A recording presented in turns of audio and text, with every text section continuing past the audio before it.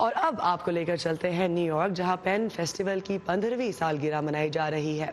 6 मई से 16 मई तक जारी रहने वाले इस फेस्टिवल के लिए दुनिया भर से 200 से ज्यादा मुसन्निफ, शायर और अदीब न्यूयॉर्क में जमा है। पाकिस्तान से सहाफ़ी और अवार्ड याफ्ता मुसन्निफ मोहम्मद हनीफ भी इस फेस्टिवल में शरीक हुए। उनकी नई किताब रेड बर्ड्स हाल ही में अमेरिका में भी शाया हुई है। मैं जब न्यूयॉर्क गई मोहम्मद हनीफ से मिलने, आज़ाद सहाफ़त पर बात तो हुई, लेकिन सबसे पहले मैंने उनसे ये पूछा कि माशरती बुराइयों और सियासी गलतियों को वो मज़ाह में कैसे बयान करते हैं। पॉलिटिकल सैटायर जो है एज सच मैं कोई जानबूझ के नहीं करता। हमारे हालात ही ऐसे हैं कि बाज़ दफ़ा देख के उनको रोना आता है और बाज़ दफ़ा देख के हंसी आती है, और बाज़ दफ़ा ये हंसना और रोना जो है वो आपको एक ही चीज़ को देख के भी आता है या एक ही कैरेक्टर को देख के भी आता है। लेकिन इस तरह का पॉलिटिकल सैटायर लिखना कुछ मुश्किल होता जा रहा है, क्योंकि जो दुनिया को लोग चला रहे हैं, मसलन ट्रंप देखें, पाकिस्तान की लीडरशिप, इंडिया की लीडरशिप देखें, तो वो ख़ुद आपको लगता है कि ये बने बनाए कार्टून हैं, तो कार्टून का मजाक उड़ाया नहीं जा सकता। वो थोड़ा ये काम मुश्किल होता जा रहा है। तो आपने दुनिया के हालात की बात की, अभी हाल ही में प्रेस फ्रीडम डे भी गुजरा है।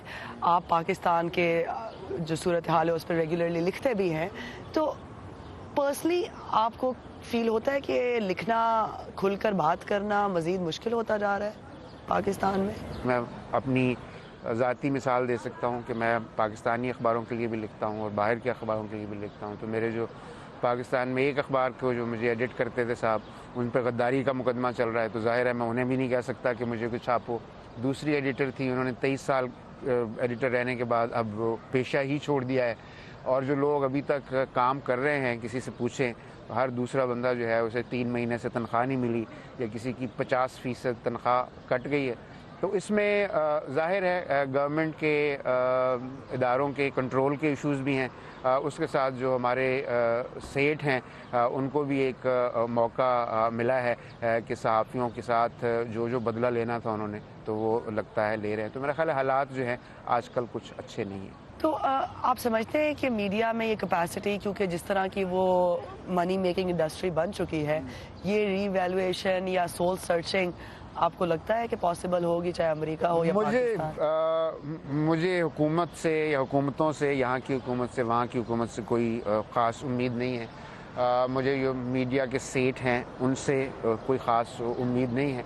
और बहरहाल तो उम्मीद जो है वो सिर्फ अपने साथियों से, जो सीनियर साथी हैं, जो नए सहाफ़ी हैं, सिर्फ उन्हीं से रखनी पड़ेगी कि वो अपना इसको कैरियर के तौर पे तो ले ही रहे और लेना चाहिए भी, लेकिन साथ साथ उन्हें जो है कुछ लॉन्ग टर्म चीज़ें भी सोचनी चाहिए कि अगर हमने इसको ये जो ख़बरों पहुंचाने का एक फ़र्ज़ जो हमने अपने ज़िम्मे लिया हुआ है, इसको आजकल के माहौल में किस तरह से निभाना है।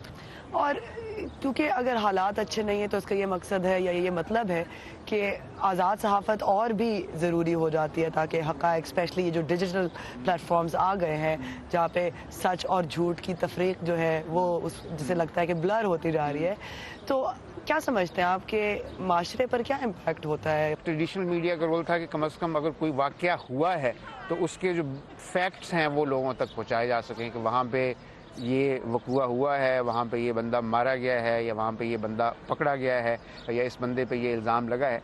तो अब वो सारी चीज़ों को डिस्प्यूटेड कर दिया गया है। तो अब जिसे हम कहते थे कि फैक्ट्स हैं वो एज सच कोई चीज़ नहीं रही। अगर आप 20 लोगों को कंप्यूटर पे सामने बिठा के वो कहना शुरू कर दें और सुबह से शाम तक कहते रहें कि ये चीज़ नहीं हुई, ये चीज़ नहीं हुई, तो शाम तक अक्सर लोग जो हैं वो यकीन करने लगते हैं कि आज सूरज निकला ही नहीं।